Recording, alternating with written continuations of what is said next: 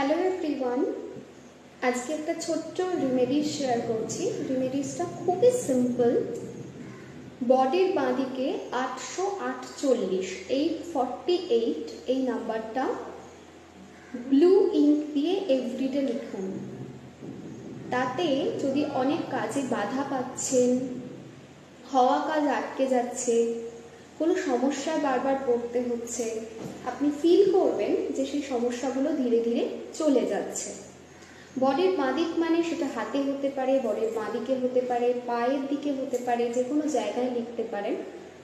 Because left part আমাদের receive পার্টকে বোঝায়, আর right part বডির গিভিং পার্টকে বোঝায়। দ্যাটস ওয়াই লেফট পার্টে আমরা সবসময় অ্যাঞ্জেলিক নাম্বার লিখি।